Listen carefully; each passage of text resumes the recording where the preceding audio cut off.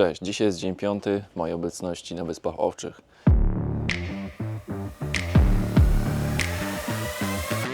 Trzymałem się na kempingu, bardzo fajnym, pod tym względem, że sanitariaty są czyste, jest tutaj taka przestrzeń do ewentualnej jakiejś pracy, bądź planowania sobie trasy lub też zabawy, jeżeli ktoś się lubi bawić klockami. A teraz zastanawiam się, co robić dalej, bo strasznie wieje wiatr i pada deszcz. I w zasadzie to nie jest żadna nowość na Wyspach Owczych, ale wiecie, trzeba teraz ten namysł spakować. No i gdzie teraz jechać dalej, skoro to tak mocno leje? Więc na początek kawka, potem śniadanie, potem zaplanowanie trasy i ewentualnie pakowanie się i jazda dalej. Może akurat do tego czasu przestanie padać i tak mocno wiać. Zatrzymałem się na kempingu Ajdówik, za który zapłaciłem 100 koron duńskich za noc. To najtańsze miejsce, w jakim do tej pory spałem, a cena obejmowała nie tylko miejsce na namiot, ale także gorący prysznic, pralkę, suszarkę oraz dostęp do części wspólnej. Taki standard to naprawdę rzadkość. Popijając kawę i rozmawiając z innymi turystami, doszedłem do wniosku, że to prawdopodobnie najlepsza lokalizacja na całych wyspach, dlatego postanowiłem zostać tu jeszcze na jedną noc. Ale ostatecznie spędziłem tu 3 noce, zostawiając za każdym razem namiot, aby nie wozić dodatkowej torby na siedzeniu. Kemping jest niemal w centrum wszystkich wysp, więc każde atrakcje były na tyle blisko, że mogłem spokojnie wrócić przed nocą.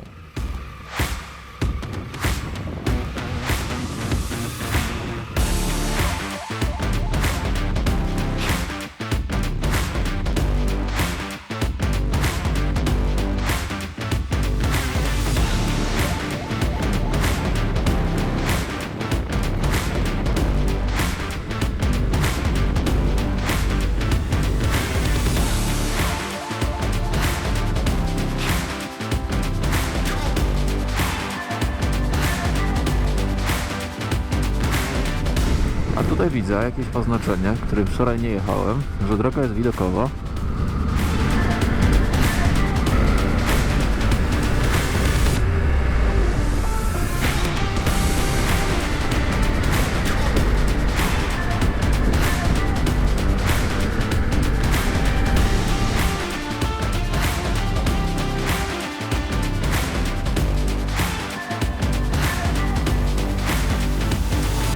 Moja pierwsza atrakcja tego dnia to harfa. Harfa, która jest takim wymyślnym pomysłem jakiegoś lokalnego artysty, który stworzył taką ławeczkę widokową otoczoną właśnie rurami w formie harfy, która powinna grać we wiecznym dniu. Akurat tak trafiłem, że nie wieje wiatr i nie wiem, czy ona gra, bo nic nie słyszę. Co prawda mam stopery założone w uszach, ale mimo wszystko przedtem zawiało troszkę i wciąż nic nie słyszałem, więc może to tylko legenda o grającej harfie, a ona wcale nie gra. Tą opinię pozostawiam wam, bo może wy tu byliście i wam ta harfa grała.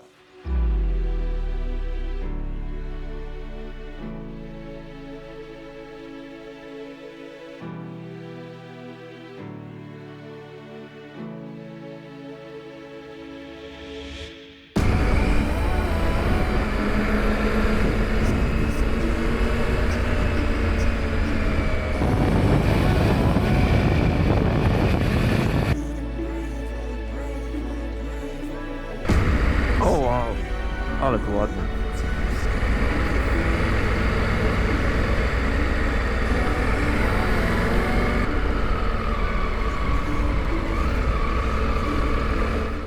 W miejscowości Nes, przez którą przejeżdżałem, znajduje się mała fortyfikacja z działem z okresu II wojny światowej, udostępniona dla turystów.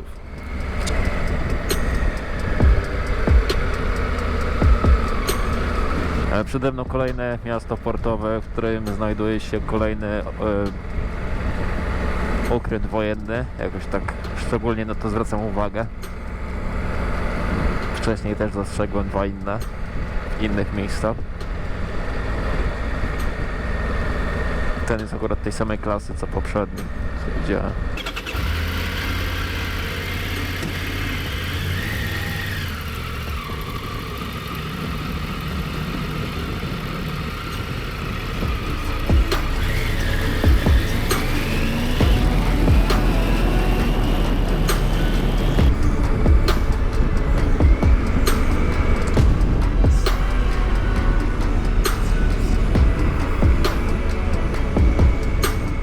Podążając drogą w kierunku Klaksvik, którą już pokonywałem co najmniej 3 razy, tym razem zatrzymałem się w Nordragota przy Muzeum Gotha z kolekcją starych budynków, w tym z kościołem, przystanią dla łodzi i gospodarstwem rolnym.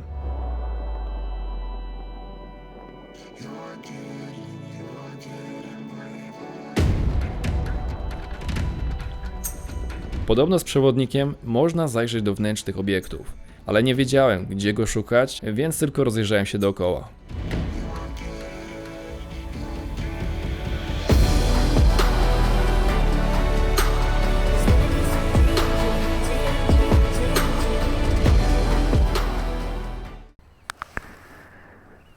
Przyznam, że na niektórych światłach na Wyspach Owczych czeka się bardzo długo. Ja już stoję 20 minut prawie i dalej jest czerwone. A to jest przejazd przez tunel, gdzie jest wyznaczona droga dla jednego pojazdu.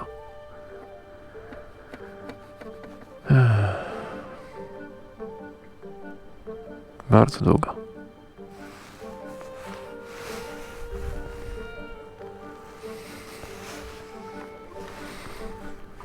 Tego nie wziąłem pod uwagę.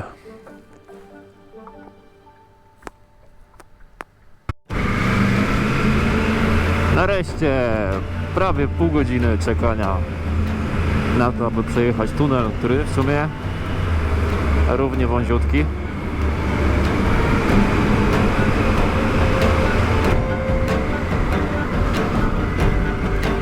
Z miasteczka Klaksvik drogą numer 70 skierowałem się do kolejnej miejscowości Nordepil.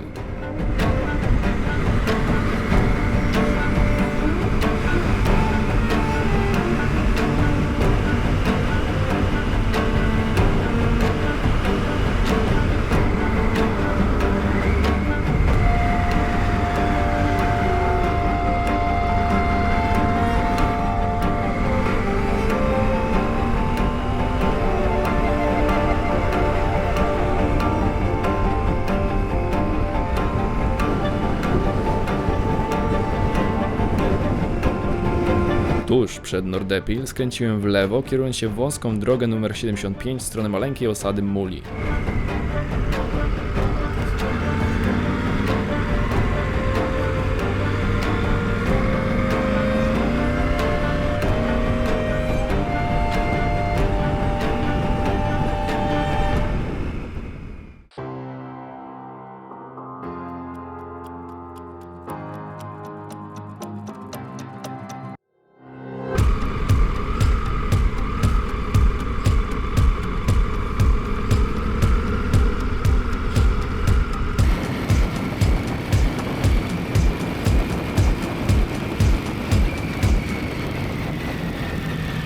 Kieruję się kolejną widokową drogą do wioski Muli.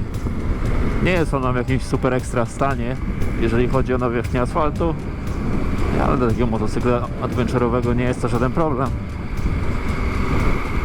Standardowo owce, na nie trzeba uważać, ale widoki ładne i wodospady, które od czasu do czasu się tutaj pojawiają.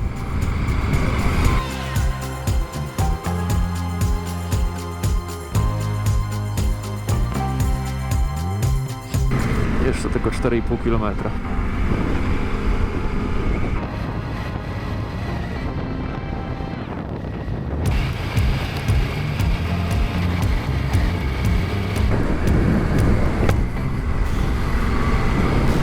Jedna z pierwszych chyba nieasfaltowych dróg na Wyspach Owczych.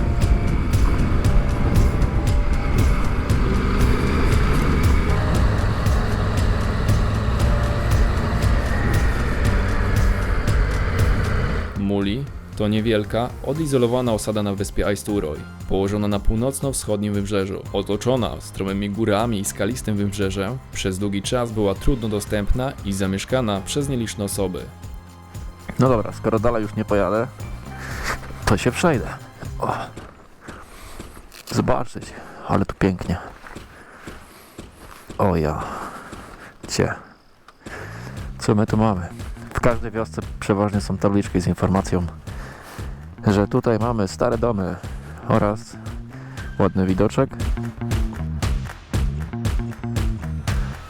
Ale pójdziemy do 7 chyba. Obecnie Muli jest niemal opuszczone, ale przyciąga turystów swoim malowniczym położeniem i spokojem, oferując unikalne widoki i kontakt z surową naturą. A tą atrakcją jest takie coś, co lepiej pokażę Wam teraz w tym momencie z lotu ptaka, bo nie chciałbym tam podchodzić niżej i spaść. Ale zdecydowanie najlepsze wrażenie właśnie robią na mnie takie małe, odległe wioski, w których tak naprawdę na pozór nic nie ma, a wystarczy przejść się jakimś takim drobnym szlakiem, żeby właśnie zobaczyć takie miejsce jak to.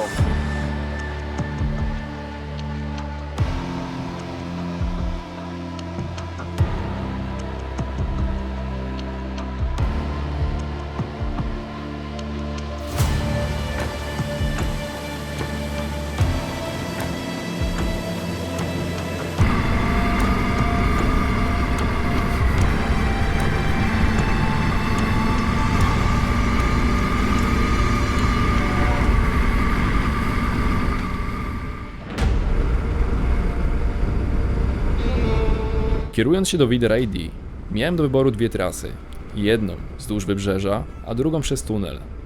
Postanowiłem zrobić kółko, zaczynając od lewej strony wzdłuż malowniczego wybrzeża. Przed chwilą jechałem tamtą drogą, a teraz jedę tą drogą.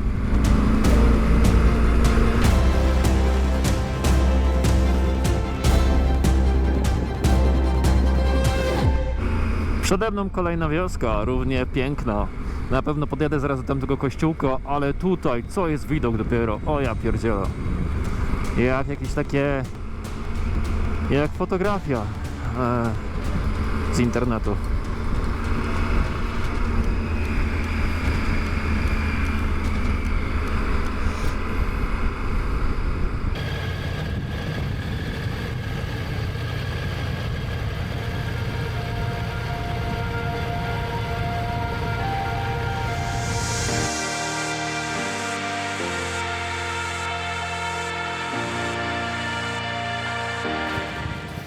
Kolejne ciekawe miejsce na mojej trasie, które chcę Wam pokazać. Wow, ale tu jest pięknie. Ostatnie dni pobytu na Wyspach Owczych były dla mnie czasem totalnego spokoju i chwili na złapanie oddechu, podziwiając surową piękność natury. Siedząc przy brzegu, wpatrywałem się w fale, które rozbijały się o skały z niesamowitą regularnością. Ten proces, powtarzający się średnio co 8 minut, miał w sobie coś hipnotyzującego i uspokajającego.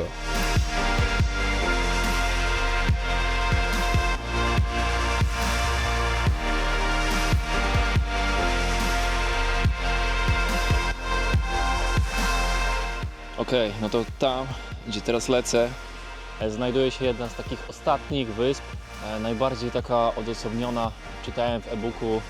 Dostać się tam można jedynie promem. Jest jeszcze opcja, aby tam podlecieć helikopterem, bo warto jest wiedzieć, że jeżeli chodzi o transport na Wyspach Owczych, to oczywiście możemy to zrobić drogą kołową. Możemy również zrobić to drogą morską, ale też istnieje droga właśnie lotnicza, czyli helikopter, ale to chyba trzeba wstępnie gdzieś zarezerwować na stronie internetowej. Ja raczej w swojej podróży tutaj po Wyspach Owczych skupiałem się na drodze kołowej. Byłem tylko właśnie na tej jednej wyspie, którą mogliście wcześniej widzieć. Na pewno mi się wydaje, że Wyspy Owcze i tak fajnie byłoby kiedyś odwiedzić tak trekkingiem, po to, aby bardziej je poznać niż motocyklem, bo wydaje mi się, że motocyklem i tak dużo można zobaczyć, ale jednak są pewne ograniczenia, bo szczerze powiedziawszy nie zawsze chce mi się wszędzie chodzić i nawet mając na uwadze to, że ja mam do przebrania buty trekkingowe i spodnie, to samo to, że trzeba z powrotem ściągnąć te ciuchy motocyklowe, założyć coś innego, przejść się, później wrócić, znowu się przebrać, trochę jest to takie uporczywe, więc ja już tego nie będę robił. Tam, gdzie udało się podejść w miarę blisko, podszedłem, pewnych rzeczy nie zobaczyłem. Trochę żałuję, że jednak się nie zdecydowałem na nie, ale może następnym razem uda się to zrobić.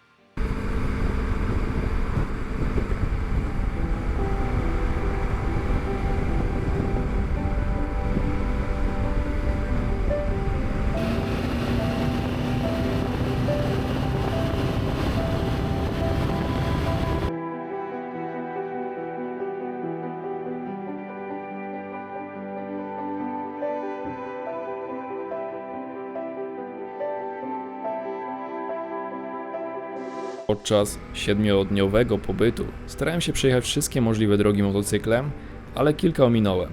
Jak na przykład droga na Sornfelli, jeden z najwyższych szczytów, na którym znajdują się radary. Przez błędnie zaznaczoną pineskę na Google Maps znalazłem się po złej stronie. Szukałem też śladów Grinda Drap, czyli tradycyjnych polowań na Grindwale, które odbywają się latem. Choć jest to wielowiekowa praktyka dla pozyskania mięsa i tłuszczu przez Farerczyków, to spotyka się ona z wielką falą krytyki na całym świecie, ponieważ obraz tego jest ponoć straszny. Wygląda to jak wielka rzeź, w której widzi się cierpienie tych zwierząt i całą zakrwawioną zatokę.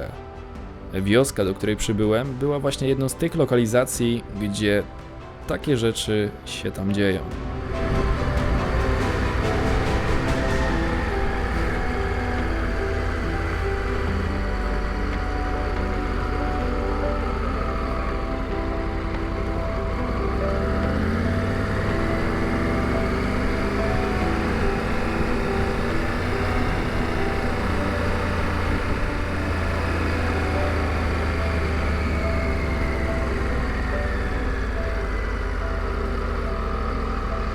Wróciłem do bazy kempingowej, kończąc kolejny dzień.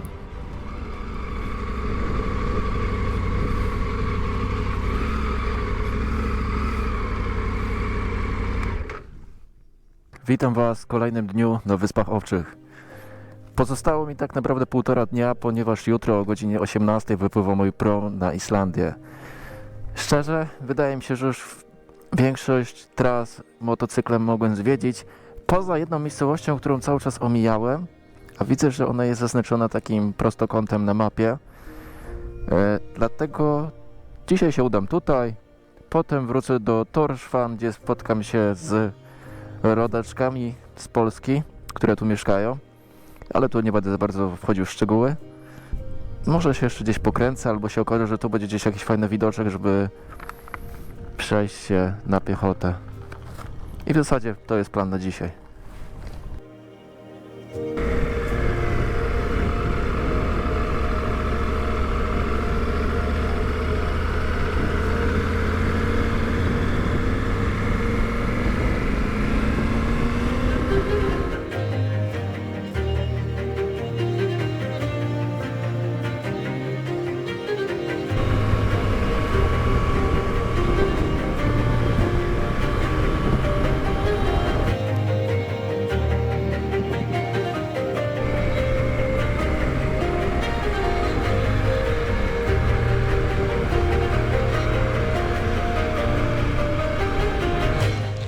Jestem w ostatniej miejscowości, w ostatnim miasteczku w Zatoce, Fugla Fjordish.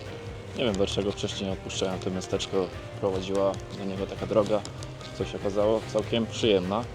Po drodze mijałem wodospad, który możecie teraz zobaczyć z drona.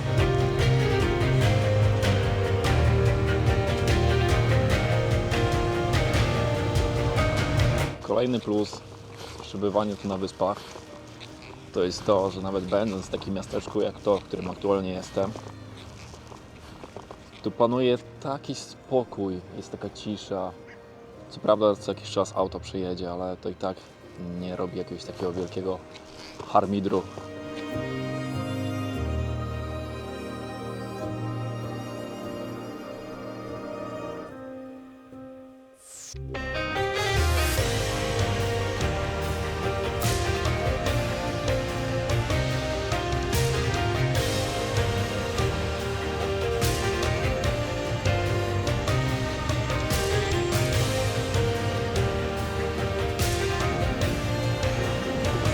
Czyli udało się dostać dobrą kawkę i przepyszne ciasto.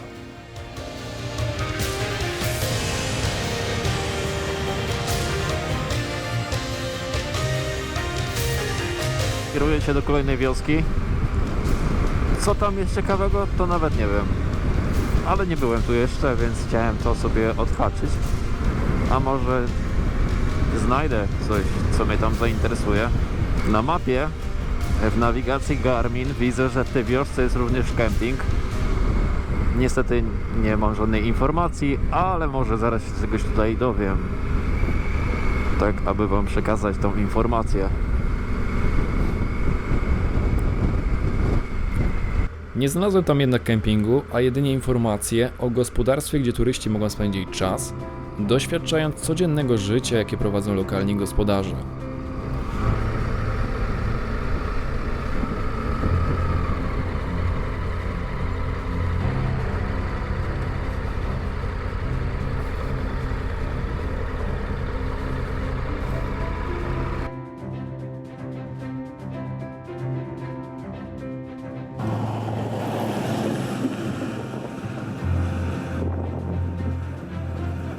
Moim kolejnym celem była stolica Wysp Owczych, Tórshavn, co dało mi wyjątkową okazję do przejechania przez podwodny tunel z rondem umieszczonym pod wodą. To unikalna konstrukcja znana na skalę światową, gdzie drogi spotykają się w niezwykłym podwodnym węźle komunikacyjnym. Przejazd przez to miejsce to niesamowite doświadczenie, które pokazuje, jak zaawansowana może być inżynieria w takich odległych rejonach. Oczywiście za ten tunel motocykliści muszą zapłacić.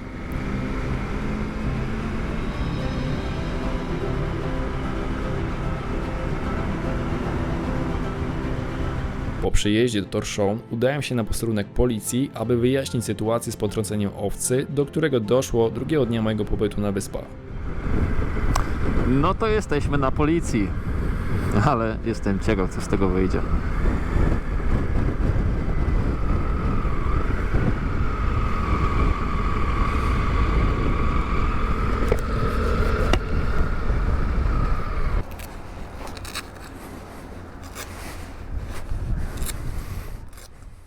Się wyjaśniło. Otóż moja wizyta tutaj nie była aż tak bardzo potrzebna, ponieważ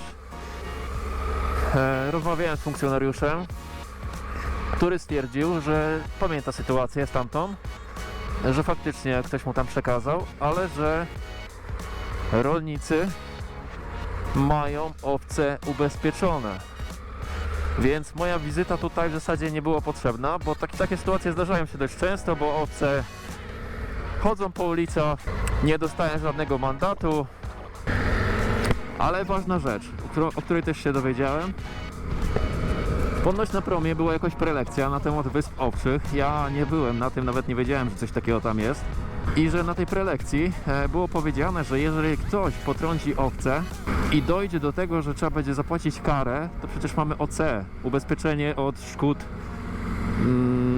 publicznych, bądź tam jeżeli komuś coś wyrządzimy szkodę, to możemy się ubiegać o odszkodowanie z tego tytułu, jeżeli zdobędziemy papiery od policji. Więc to też jest pomysł, jeżeli ktoś faktycznie, ja nie wiem, dostanie jakiś ogromny mandat, to przecież po to jest to ubezpieczenie kupowane. Dobra, ja muszę sobie gdzieś tu zjechać. Wbić nawigację, kolejny kierunek.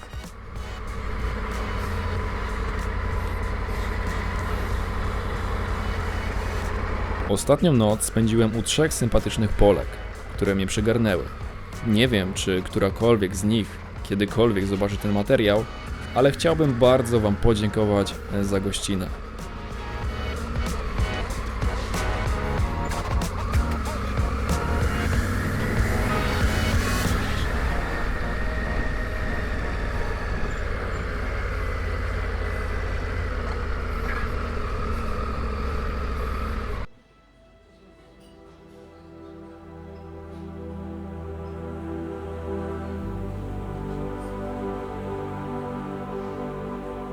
Tórshavn, stolica Wysp Owczych, to najmniejsze miasto stołeczne na świecie, ale pełne uroku i historii.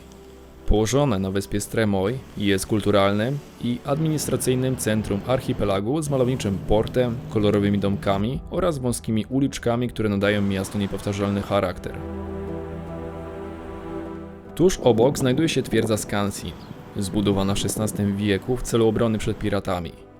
Dziś Skansin jest popularnym miejscem turystycznym, skąd można podziwiać panoramiczne widoki na port i otaczające miasto. Twierdza z zachowanymi działami i latarnią morską przypomina o bogatej historii Wysp Owczych i ich strategicznym znaczeniu na przestrzeni wieków.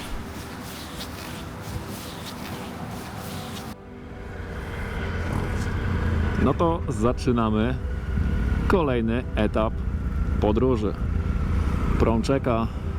Jest już po godzinie 18. Znowu jestem jedynym rodzynkiem tutaj Polakiem, ale nie jedynym na Tigerze, bo jest Tiger 800. No i co? Kolejny etap przygody. Ciekawe, co przyniesie Islandia i jak bardzo będzie inna niż Wyspy Owcze, bo na pewno Wyspy Owcze to piękny zakątek świata. Cieszę się, że tutaj przybyłem. Tydzień na motocykl jest jednak za dużo. Tak naprawdę 4 dni można to fajnie objechać, albo w 3 dni. Mimo wszystko ten czas, jaki tu spędziłem, to i tak uważam za cenny dla mnie. Każde gdzieś tam spotkanie, rozmowa, co prawda nie z tubylcami, a bardziej z turystami i rodakami, i tak dała mi świetnie spędzony czas. Więc uważam, że Wyspy Owcze zaliczone, bardzo pozytywnie. Z owcą też się wyjaśniło, więc luz. Teraz trzeba jechać, zdobywać nowe lądy.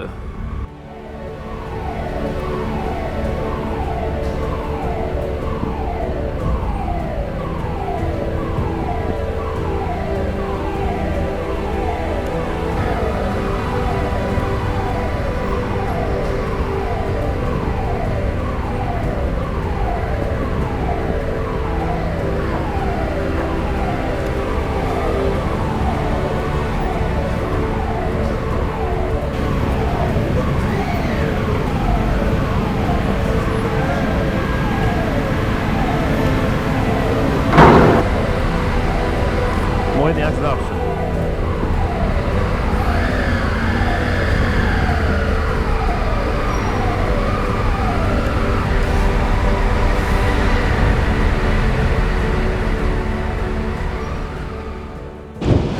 Jedna przygoda się kończy, druga przygoda się zaczyna. Jestem właśnie na promie, w którym jutro o godzinie 8 dotrę do Islandii.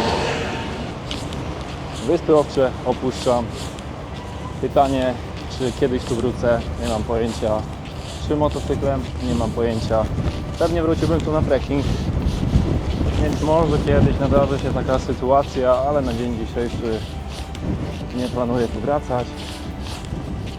Teraz jest cel ważniejszy, Islandia. To już koniec 4. odcinka. Dzięki za obecność.